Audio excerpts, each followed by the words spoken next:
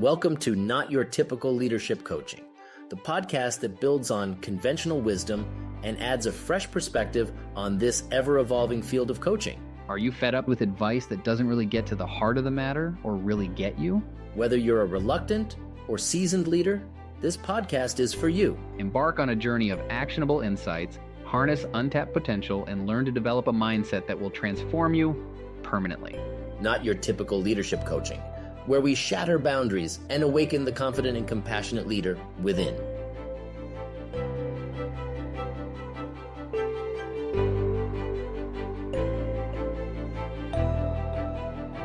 Hello, everyone, and welcome back to Not Your Typical Leadership Coaching with IFS practitioner William Tierney, whom I will call Bill. I don't know why I said William just now. My legal name, but no, nobody calls me William. And me, Martin Kettlehat, who just came out with a book on leadership called Leadership as Relation. You can find it on Amazon or anywhere you buy books.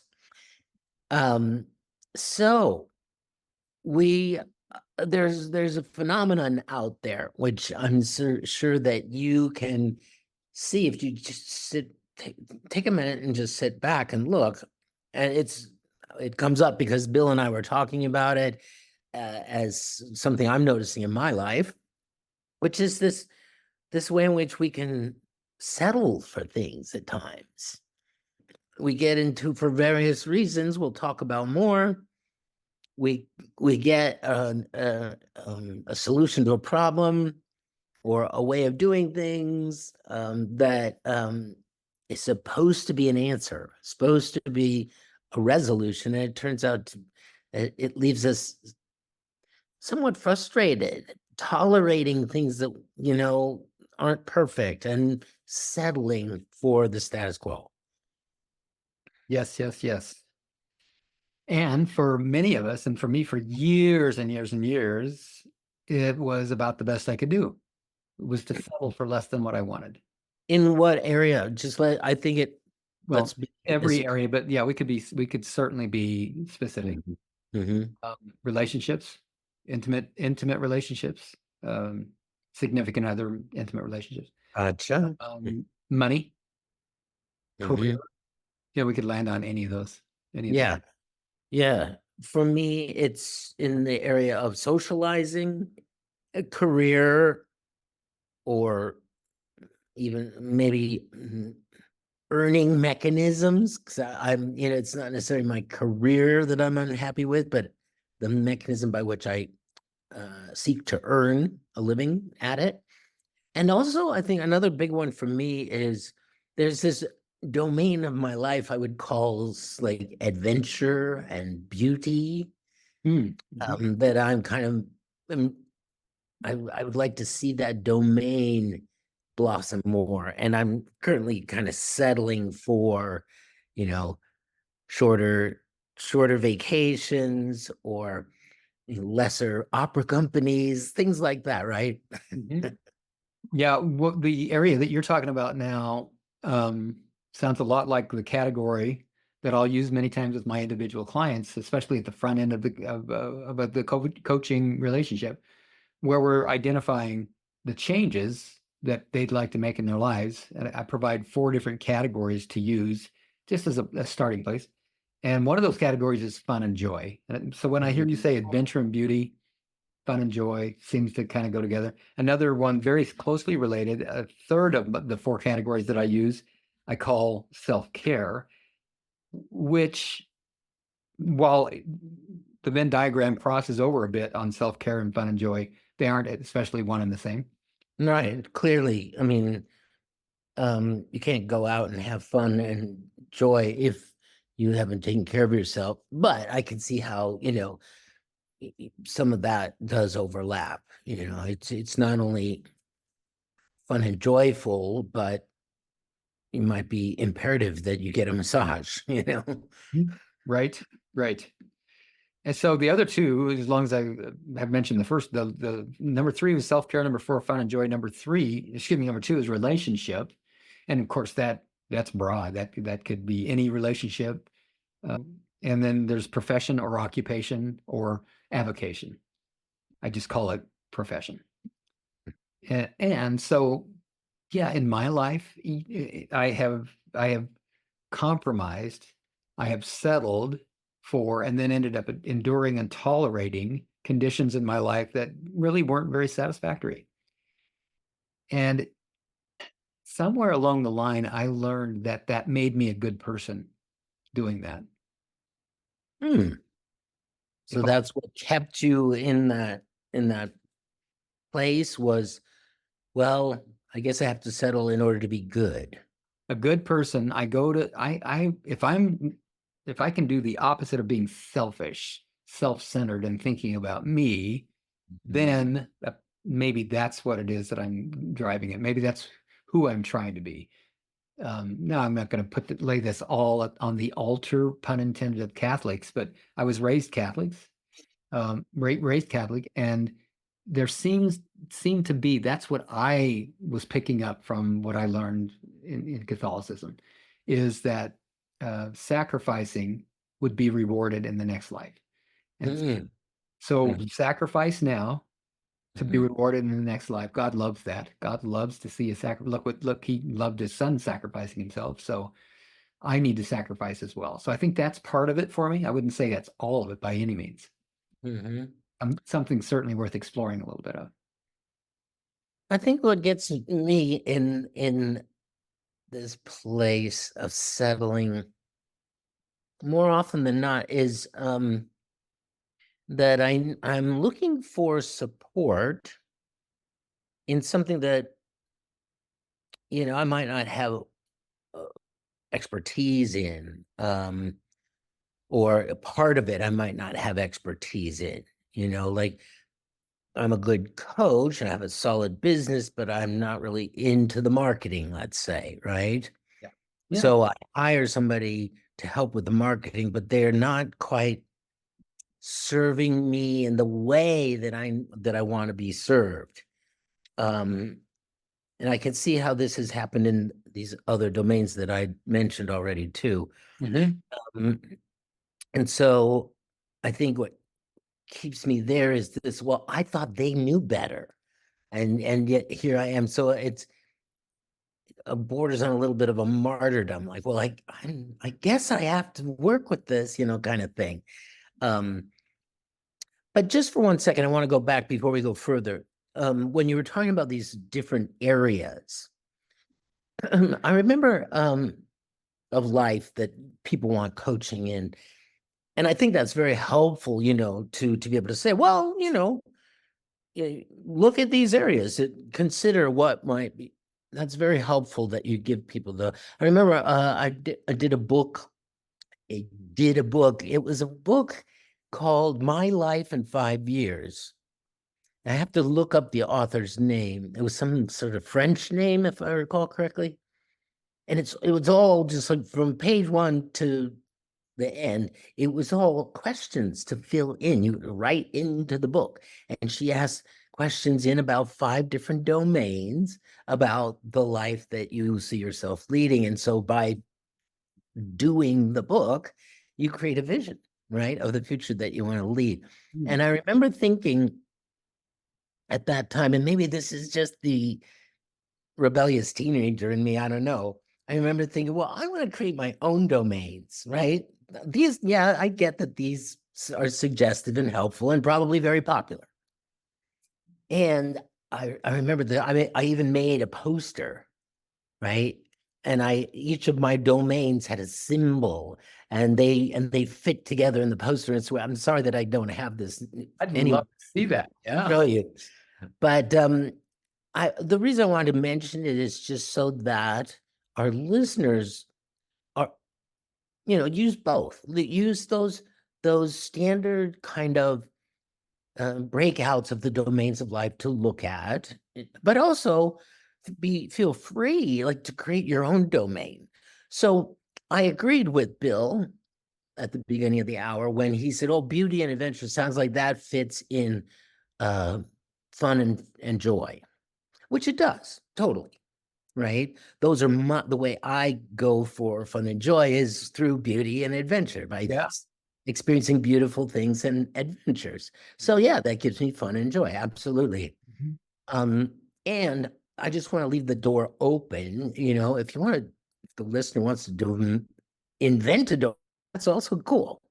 Yes, yes. Oh yeah, there's a lot of different ways to label them. I love what you're saying there.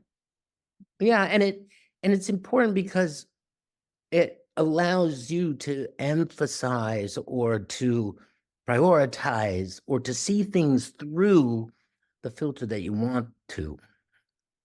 Well, I wonder if is there a filter that you'd like to look through in this conversation? At settling? Yeah, Oh, a related domain, a yeah, domain. a domain that you feel like you settle in. You've already mentioned that as much as you enjoy coaching, the marketing can be really challenging for you. That has become the case, yes.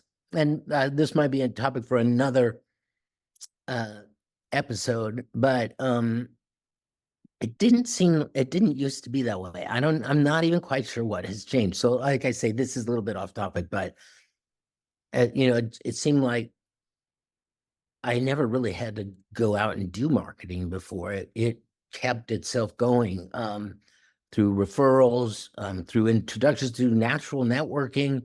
Um, and now it seems like, oh gosh, I better do some marketing. What's going on here? So Mhm. something has changed, and so I'm caught in a place that I haven't really been before in my life, where yeah, this new thing needs to be brought in called marketing, and it's not new to the world but to me, right? Now, I, on the other hand, have always had to market. I've never uh had a period of time in my 14 years where the referrals just flowed in because what I was doing naturally and organically without effort at all was bringing in enough business to satisfy what it was that I wanted. hmm.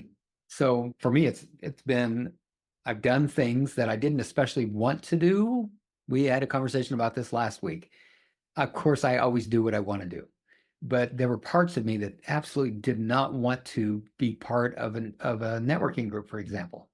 Yeah. And yet, other parts of me thought it was such a great idea that I started my own networking group. And by the way, it was very successful for me, and the networking group that I started back in 2000, I want to say 2002 or 2003, it's still going. And I Mhm. was a member of it twice. When I first started in the group, I started as a mortgage loan officer, Mhm. and I partnered up with an insurance agent and a real estate agent, and the three of us built the group, and we got it up to, I think at one point we had 45 people in the group. Ah, tu libro. And we were meeting for an hour and a half every single week. And during that time, I and the other 44 members of the group had an opportunity to talk about who am I? What do I do? What service do I provide? Why would you want to refer me to someone that you know?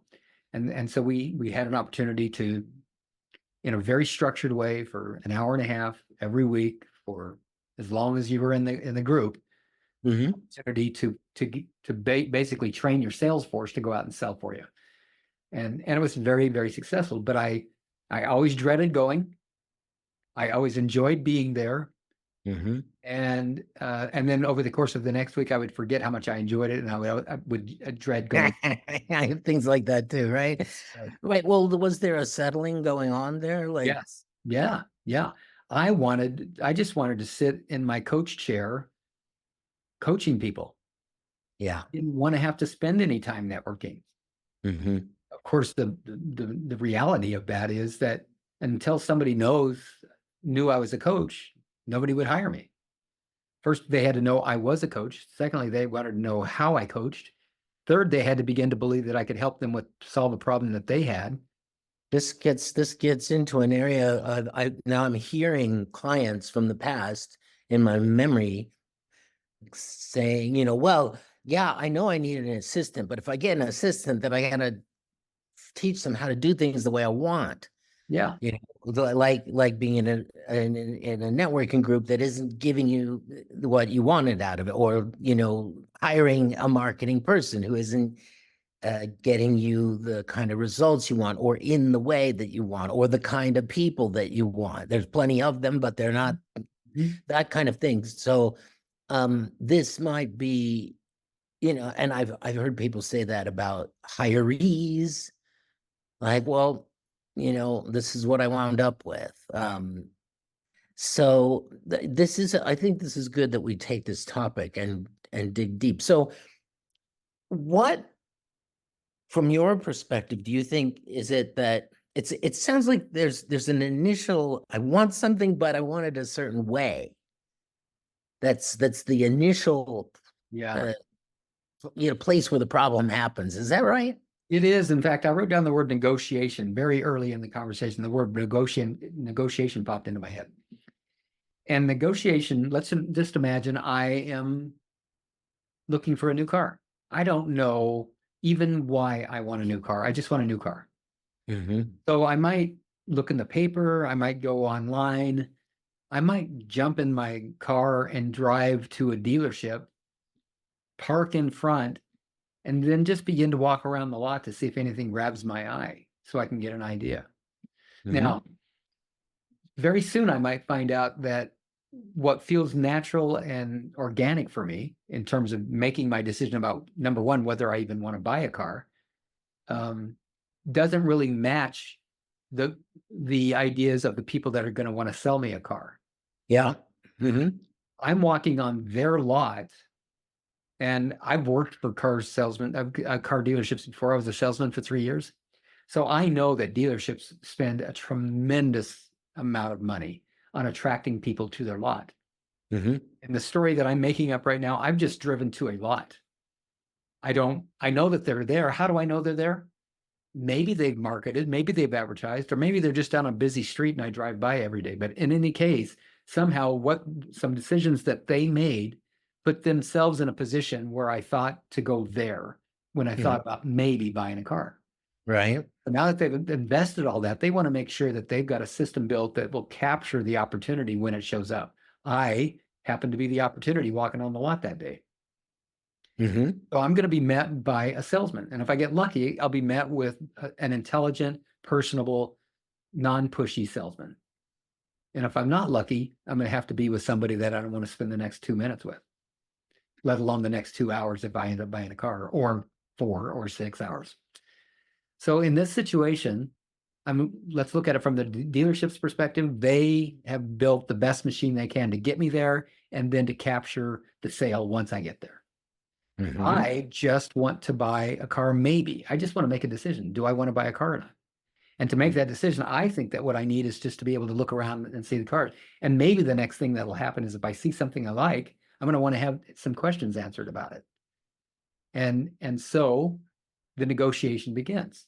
This car is red. I don't want red. I want blue. This car is a 4-door. I don't want a 4-door. I want a coupe.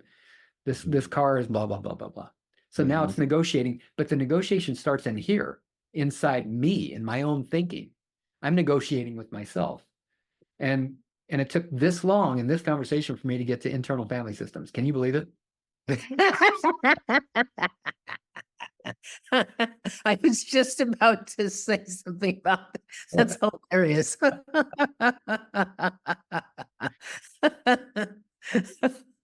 So part of me wants red and the other part wants blue. Part wants a 4-door, the other part wants a coupe. Another one wants a truck. The part of me says, you got no business buying a truck.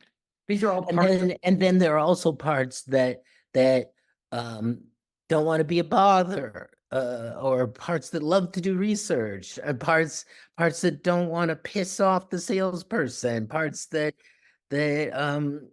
want to surprise your wife with a car today. There's all these other parts going on too that are sort of meta, not just about the car, but about the situation too, right?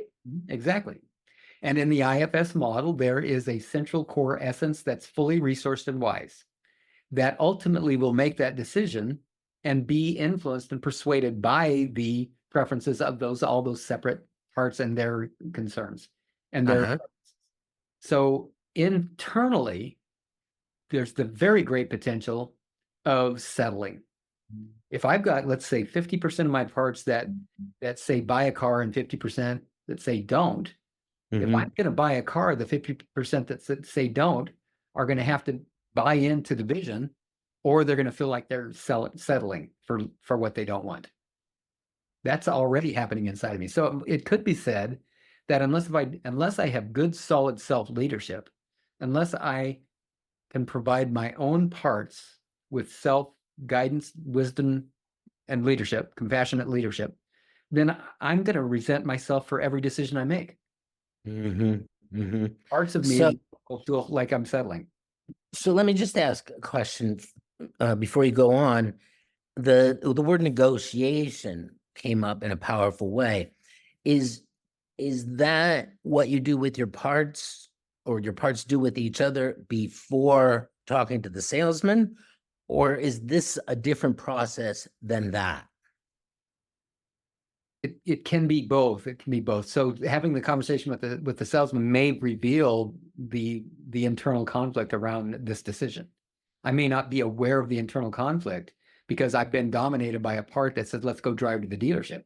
And there wasn't a whole lot of objection until the salesman showed up. And now parts start saying, whoa, whoa, whoa, we're just looking. And those words might just come out my mouth. Just looking, buddy. Leave me alone. I just want to Yep. walk on the lot. Can I just walk on the lot and look at the cars? And I Mhm. might just push back real hard. And Mhm. depending on the salesman, they're either going to say, okay, just let me know if you need your help, if you need my help. Or they're gonna say, okay, sure, what are you looking for? Yeah. Mhm. They're gonna keep the conversation going if they're really good. Sure. Yeah. Because if they don't, the next guy on the lot's the next salesman's gonna grab me. By the way, just anecdote. The last time I had to buy a car, which is, I don't know, might have been 7 years ago. Yeah. I went on a day when there was nobody there. It was weird. There was nobody else there except this one like 17-year-old. I mean, maybe he was 23, but he was really young. And no other customers, no other people working there. It seemed like maybe the janitor or something. And so it was perfect for both of us. Mm. Mhm. And he sold me a car probably within 40 minutes. It was fast. It was amazing. And he was pleased because he got a sale under his belt. And Yeah. I was pleased because I didn't have to deal with the more experienced ones and all their nuances. And so it was unusual. Anyway, sorry, I interrupted you. Well, no, let's stay with that. So that day you did not settle. No. No, you're happy. You were happy with what you And got. I still have that car and it's paid for, so I'm still happy. Yeah, very good. So that's a great example of not settling. And I want to just suggest that everything aligned for you. Your parts didn't object. All of your parts agreed that you needed a car. All of your parts agreed to that particular car and the price and the experience of buying it, and that young man that you met that helped you. Everything aligned and everything worked well. And that's great. That's great. Was that because you had internal leadership? It doesn't sound like you actually needed to use much of it. Like your parts were aligned with what self or your essence would have had you do. And that to me, the evidence of that was that you were satisfied. Yeah. Like you were settling, you didn't have second thoughts, you didn't regret your decision. The settling happens when it feels like I have to make a decision and there's no options that feel good or right. Ah. A good example of that would be the many times that from my immaturity, my emotional lack of emotional intelligence, I would quit jobs. I would quit jobs just because I felt upset, because I felt criticized, because I didn't feel appreciated, because I was frustrated or impatient. For whatever reason, I would just quit as a younger man, and I'd put myself and my wife and family in a horrible financial position. So then very soon thereafter quitting, reality would hit hard, like, oh, well, how am I going to pay rent this month? How am I going to put gas in the car, put food on the table? And so then from a place of fear and desperation, I would go out and try to replace that job. And was I only going to settle for what I wanted? No, I had myself in such a position where I was going to have to settle for whatever somebody would give me. And I did. I often did that.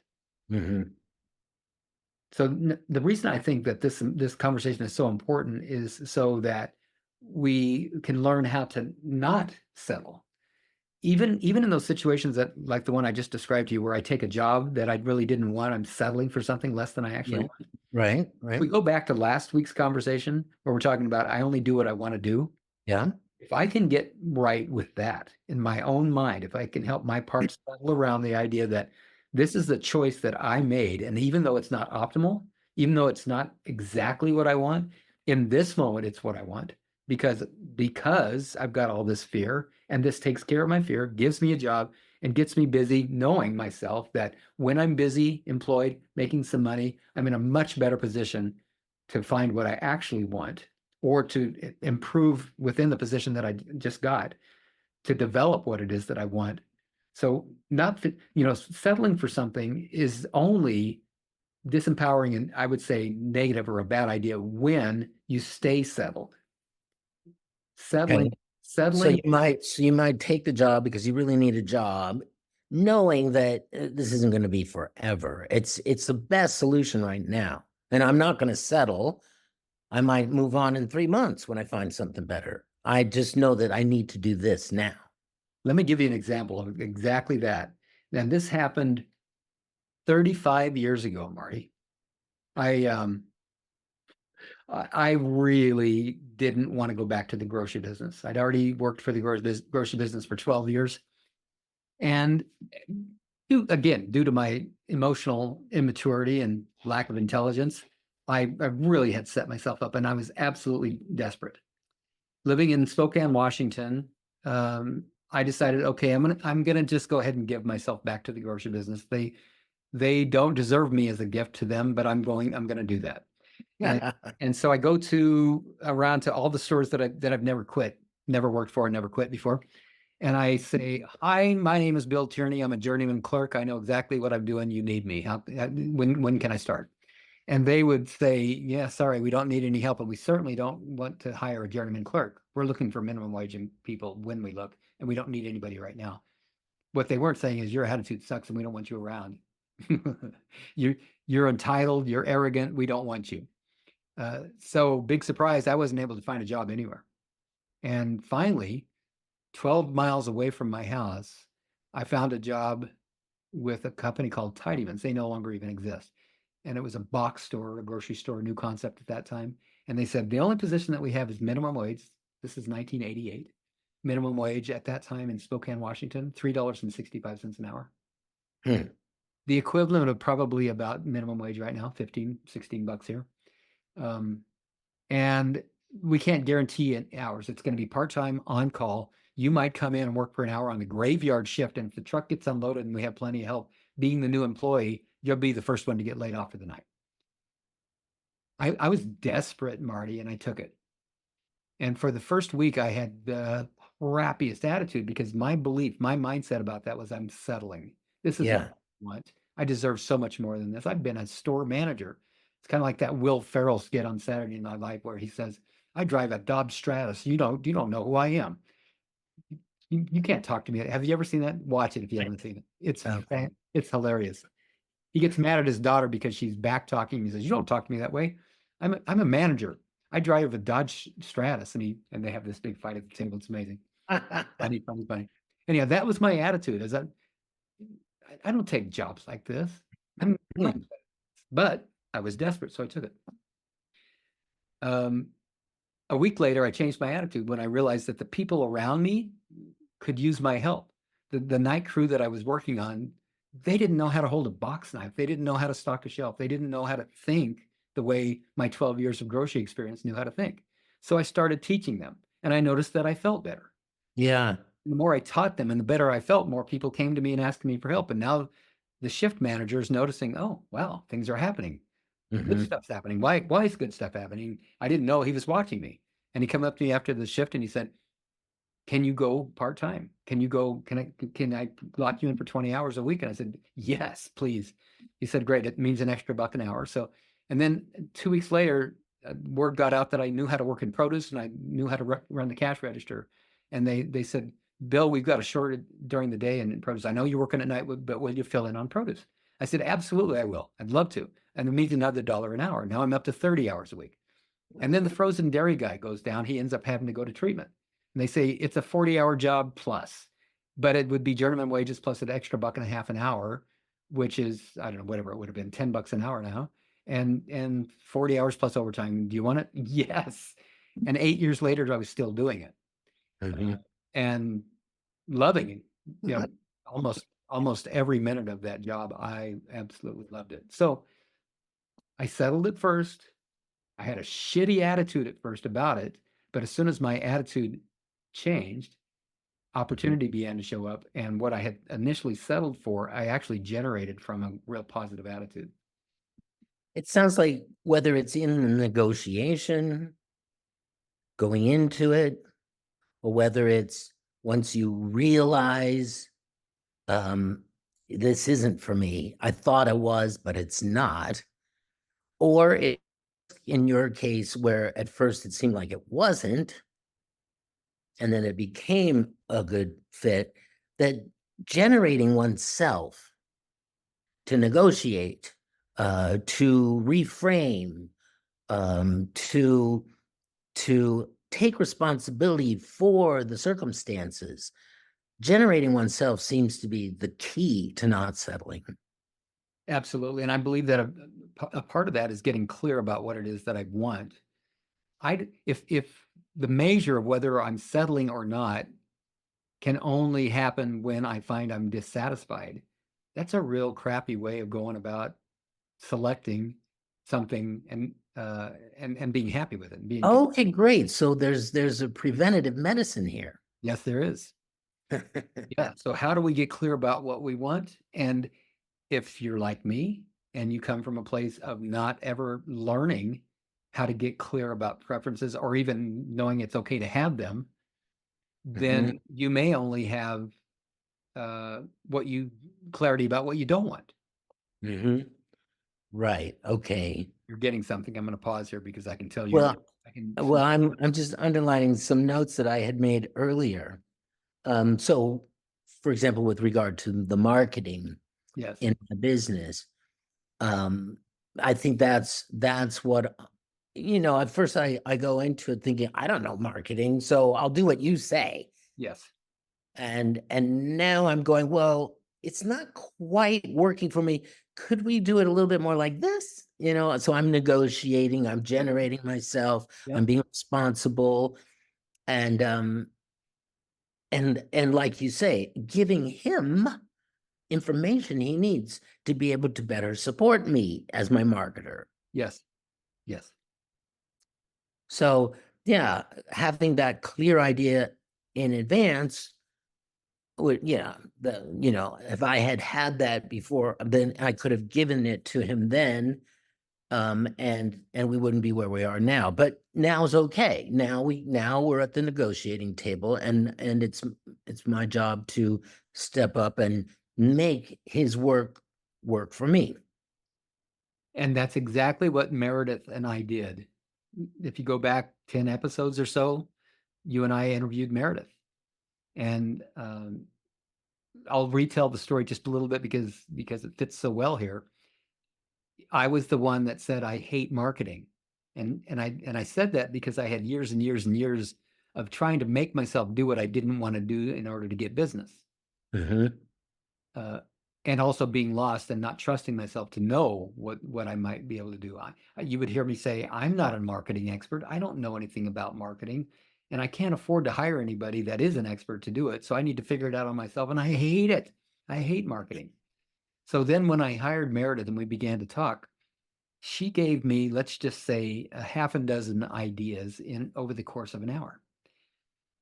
One of the ideas that she gave me, I ended up implementing.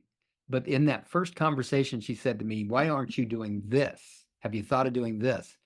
And I had a clear objection to it. No, yes, I've thought about it, and it's been suggested before that I do that, but I don't want to do that because of this, this, and this.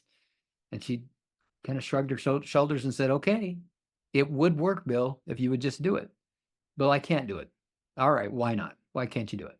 So we had a conversation about it, and she actually helped me go over the course of 2 or 3 conversations. She helped me to reframe it, and it got to the point where I could see that I was putting myself in the way of success.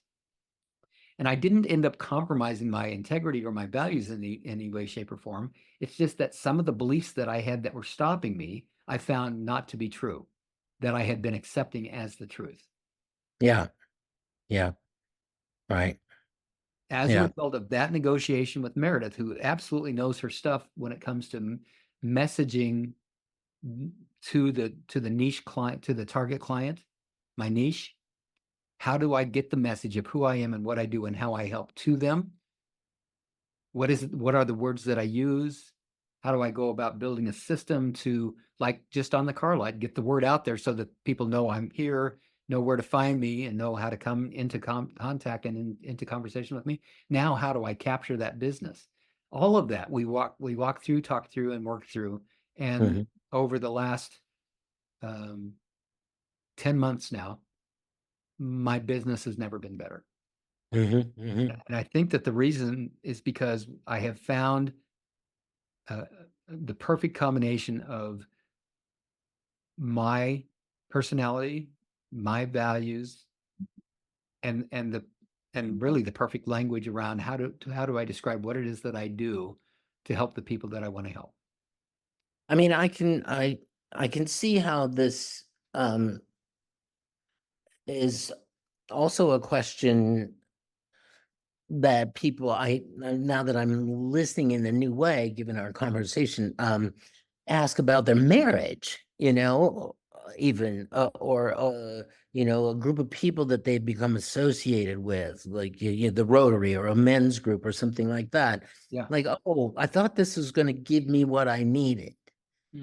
But there was no conversation from the beginning about, well, what do you want out of this? What's the support you want? It's like, well, it looked good because all those guys look successful and happy. Like, I want to be part of their group, right? Or, you know, um, in the marriage, I talk about one in my chapter 9 of my book, the guy in the story, you know, he took this wife because everybody in his family said, "Oh, she's perfect for you," right?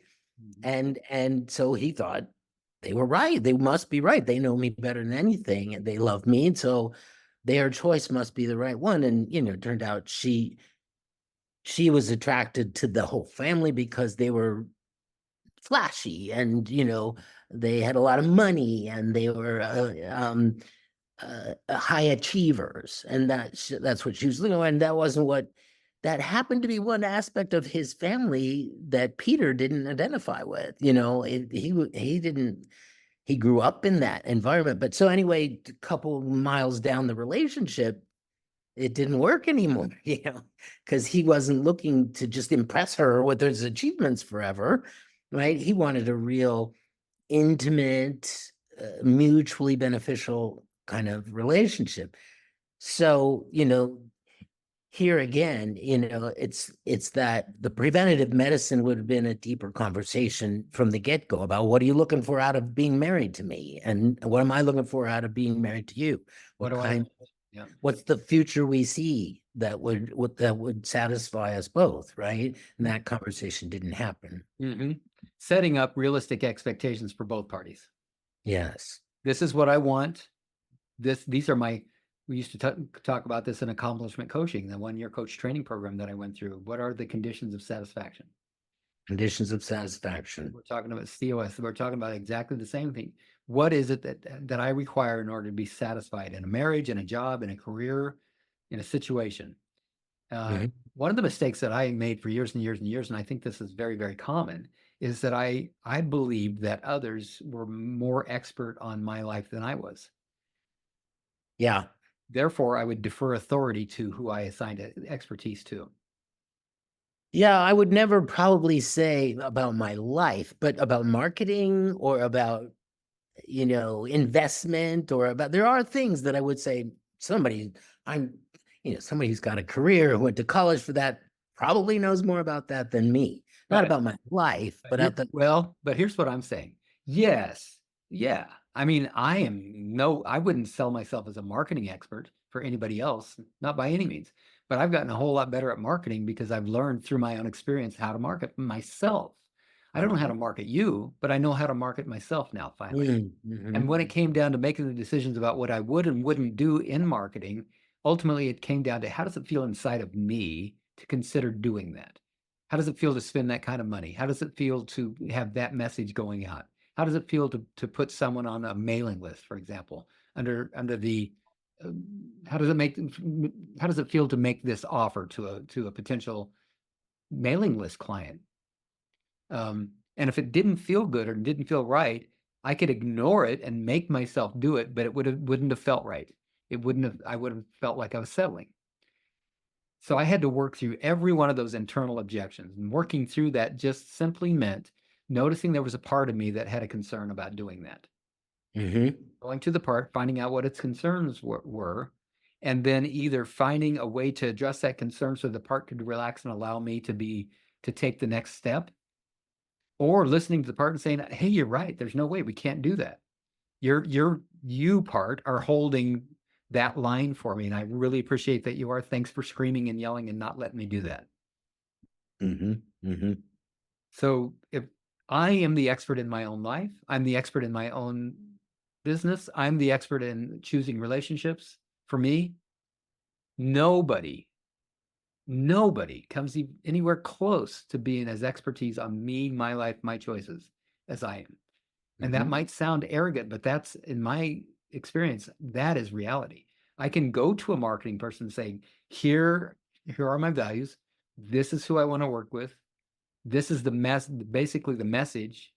And here's my story and my history. Now, can you package that up for me, given the expertise that you have? Because you're the expert in marketing. I just am the expert in my own business. And when you put something together and put it before me, and I say, well, that doesn't quite match, you don't have the right to say, well, it better match because that's the way you're supposed to do it. I'm going to say, no, I don't care how you're supposed to do it. That doesn't match who I am. That's not the message I want to convey. Well, how could that, you said that could be seen as arrogant. It sounds fundamentally self-caring. So I was struck when you said that. Yeah, well, my experience in the world is that when I stand up and actually have some self-esteem, the people that I grew up with would judge that as arrogant. I see. You need to be humble. You need to be submissive. Think about how we are taught at school and during most elementary school, all the way through junior high and high school, and maybe even college too. We are taught how to be submissive. At least our generation. I can't say about the next generation, but there's evidence that they're different. Right? Oh, yeah. Millennials are a little different. Yeah. But yes, I was definitely taught, I talk about that in my book in the section about listening, like my parents would say, well, you're not listening, when I would disobey. And it wasn't that I wasn't listening. I heard what they said. I just didn't want to do it that way. Right. And at some point, when is that? When is it? When you declare it as so? At 12 years old or 15 years old or 18 or 25 or whatever the age is? At what point are you now going to claim ownership of your own life? That's really the question. It's not at what point do I have permission to own my own life? It's at what point will I claim it? At what point do I declare it? Because at that point, now I step into my power. And I'm going to get some things wrong. I'm going to probably overreact to being influenced by others. I talked to a client earlier today who's making decisions in her life because she doesn't want to be controlled. That's not a good motivation for making decisions. Right. Now let's work through the pain of feeling controlled so that you can come from a powerful place and make decisions, not based on not being controlled, not based on avoiding something, but based on a vision, an inspiration, a sense of purpose. Right. Basing it on that puts you in control, or at least you're not avoiding. You're not in that. That's just a dynamic that doesn't even come up. By the way, that word control, that's another thing that can get a whole lot of pushback from people.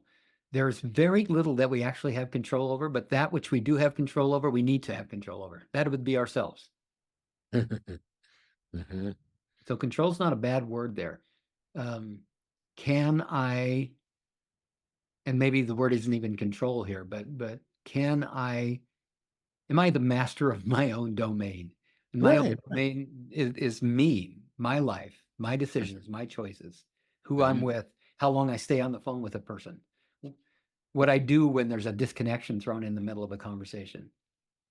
I'm in charge of what I do with it, whether I stay with it and try to work it out or leave it, accept the disconnection as a condition of the relationship that I'm in. I'm going off in a different direction here, remembering a conversation that I had earlier today and how disconnection, we all want connection. We all need connection. In fact, it is fundamental to human existence, I believe, is to feel connection with other human beings.